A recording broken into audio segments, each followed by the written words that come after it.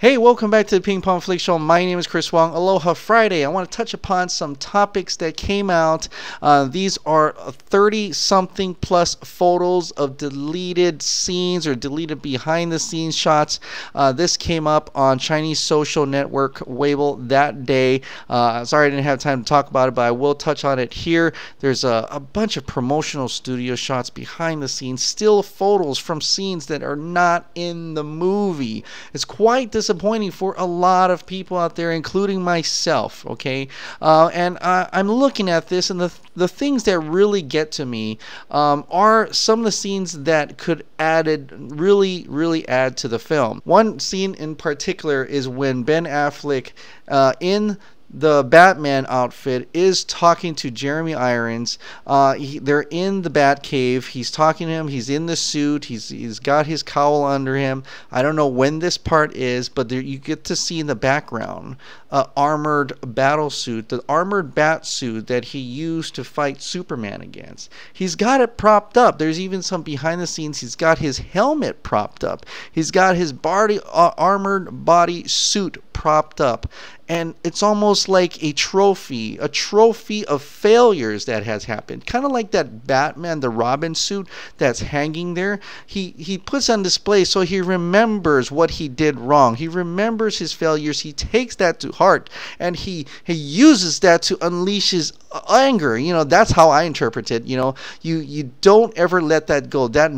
You can never let that go. You keep it in your heart. You keep it in your mind so that you are stronger and better off for it, or at least makes him a lot more angrier, which is, we really never got the angry Batman in Justice League. It was a totally different Batman from what we saw in Batman v Superman, and it's really telling why they cut that out, as they're really trying hard to not be totally connected to the Zack Snyder's Batman v Superman. They cut that out. They don't want you to remember that he had a fight with Superman in a battled armored suit. They didn't want you to remember. They want to make you feel like, in a way, that they've always been friends, right? I mean, the way that he talks about Clark and how he knows him, and he says he fought side by side with me. It's really, they haven't have gotten that friendship level yet. They worked together, but it was only in part of because of the situation. They weren't really that, partnered up together. But in Justice League, they cut it, they reshot a lot of different scenes to make it feel that way, to make it feel like there was some separate movie before this, that they have worked together before in a way, and they had some kind of argument, but they were more strangers than friends in any case. So even though even Batman says, I'm a friend of your son's, but he's just saying that just to get Martha to trust in him. But they cut that out. So I really think that could have really added to the film, because it shows you, it reminds us, one, it's connecting to the movie from before. It tells of a character within Bruce Wayne, to show that what type of character is by why is he propping up all these different suits. He's not fixing them. He's just putting it as a trophy. He's not proud of it, I don't think, but he's using that, probably using that distress, that those failures, the errors in his ways, to remind him what to do next. And I really would have appreciated that to be in the film, to be quite honest. And I don't know what he talks to Alfred about. I gotta say, it's probably different in way he, instead of him telling how they need the big gun and he should work with him. It was a different, I think the conversation was totally different. It was something probably very more of a downer, but it's probably more compelling than what we got, even though that whole Superman thing that between Alfred and Bruce Wayne, when they talked about having to bring Clark back, and what does Clark want, and he says he'll get over it. Even that, a little bit before that, but a little bit on how Clark was more human than I was. I really dug that because that was really cool, but I gotta believe that wasn't really a Zack Snyder filmed scene. I think Zack Snyder's scene was completely different. I think it was within the Batcave, whether Bruce had the jacket with the feathery jacket on, or that scene where he's in the bat suit and he's talking to Alfred in the cave. So that's disappointing in itself. And the other disappointing thing is seeing Lois and Clark in the cornfield, and you can tell this is a shot. This is a still. I don't know if it's still photo or behind the scenes shot. It's pulled back, but that is definitely Henry Cavill without the mustache. That's definitely him.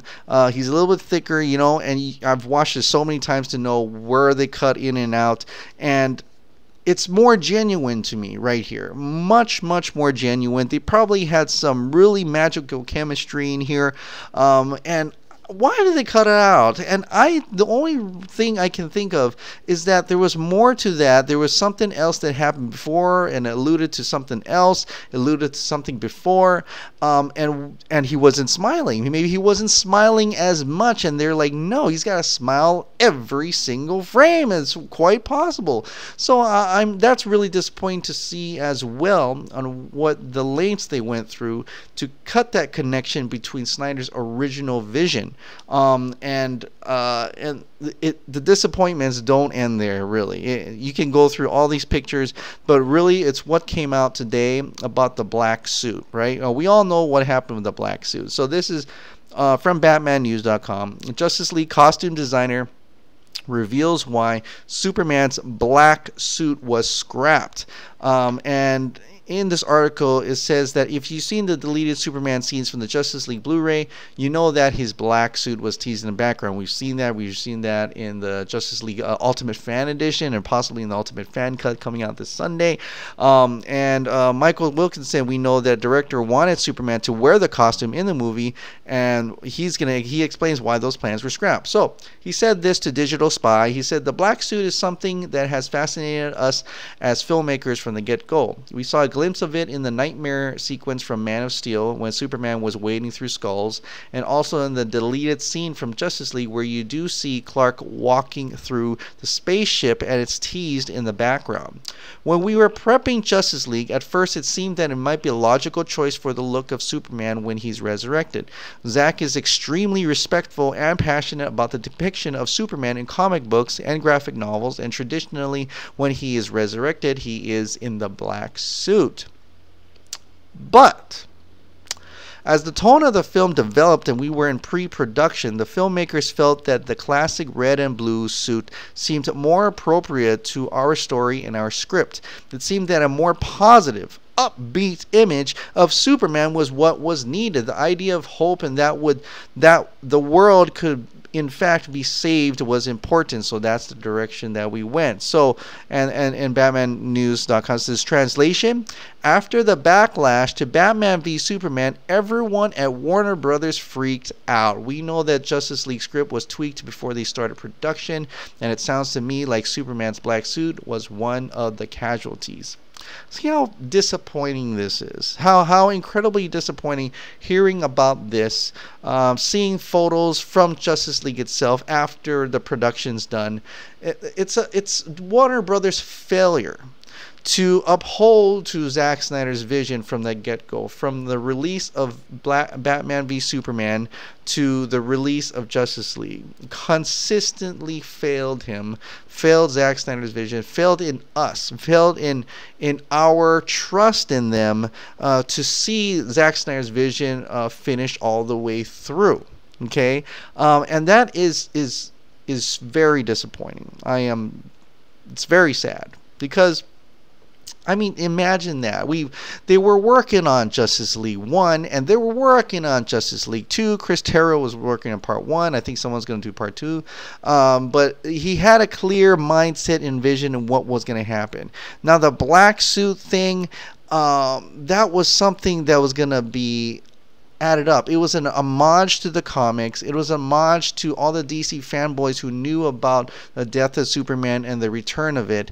But they never went through with it. They freaked out. They stopped it and says, it pretty much resetting this movie with our own mindset of hope and optimism and whatever Jeff Johns is putting on there, and trying to bring it back to something that was not connected to Batman v Superman. They took out the bat suits. They failed to show you the armored bat suit.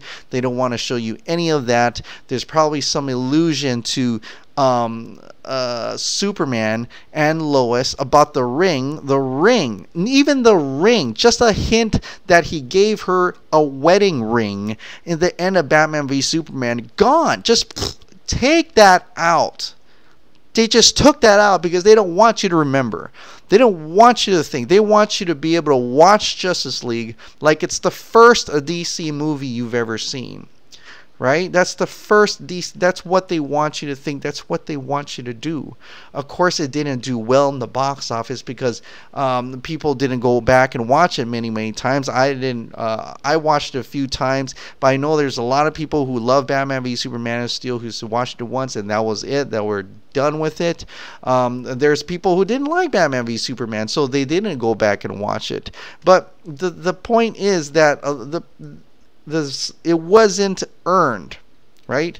It was going to pay off. Zack Snyder was well off in his own entire vision. He was going to have it pay off in part one or in part two originally before he did part one in pre-production. He was probably going to pay it off in part two. And when they changed it, they said, we're going to do this, we're going to put some hope and optimism. You got to make him put in blue and red. They failed him. And he said, you know what? Okay, fine. Fine. I will change it for you. I will change it from Justice League Part 1 and Part 2 and to make it Justice League 1. Just one Justice League movie, okay? I'll do that. I'll put in Superman. Here you go. Superman's in red and blue. Okay, he's smiling when he meets Alfred. Alfred goes Master Kent. And put it in. And then... No, not enough. No, he's gotta be smiling every single scene.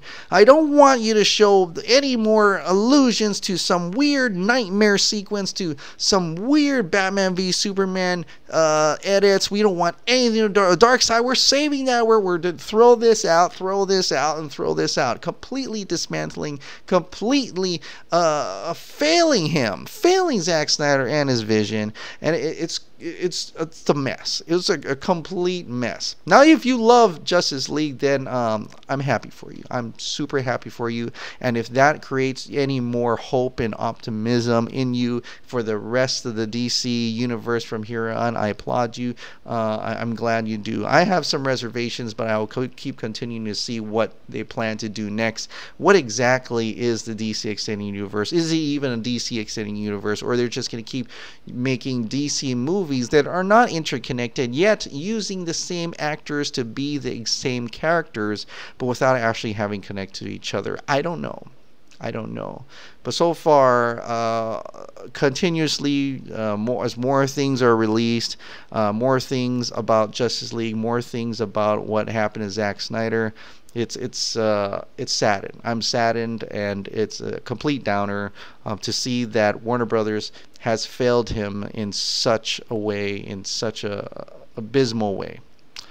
All right, guys. Well, what do you guys think about these behind-the-scenes photos? Take a look at them. Share them. See what's. Just speculate. Let's speculate what actually would have happened in those scenes at all. Also, what do you think about the black suit Superman? Did you want him to wear the black suit Superman? Did you think that he probably wanted him to wear the black suit, and they Warner Bros. Completely changed it? Are you with me on that or not? Well, we may not get a Snyder Cut this weekend. We may not get Aquaman trailer or anything about DC films for wherever that matter. But at least this Sunday, it's still going to have Heroic.Gateway is back on Instagram. Same name, Heroic.Gateway. And he will be releasing the Justice League Ultimate Fan Cut, which is different. Okay, I just want to be clear there. A lot of people are like, how did you watch it yet? When I said I watched the Justice League Ultimate Fan edition. It's a difference. Edition and cut. Okay. Your Movie Fix, that was the Justice League Ultimate Fan Edition, which is available now. It's on my review. Film Gob also reviewed it. A great review, by the way, Shaker. And I think you put a link in his description or his comments or something like that if you don't know where it is. But the Justice League, the Ultimate Fan Cut, is one of the ones I am actually very much looking forward to on Sunday, because it's collaboration with many people, and one of those many people that I really love edited scenes from is AB Director. He has made some astronomically awesome, great stuff in his edits for Justice League, and I was hoping someone would include his work in that. So I want to see what this fan edition does and how it compares to the fan cut. It's not nowhere near what the Snyder cut possibly is, okay, or probably is. And no, it's not. I know people are upset. They're like, "This, it's not Snyder cut. I'm not going to look at that." But hey, look at it as it's fans who are making a tribute to Zack Snyder's work. They're trying to get close to his vision as possible, get close to his tone, get close to what Snyder would have done with the amount of material they have. Of course, when the Snyder cut comes out, they're going to promote that. They're not saying take this instead of Snyder cut. No, it's a tribute.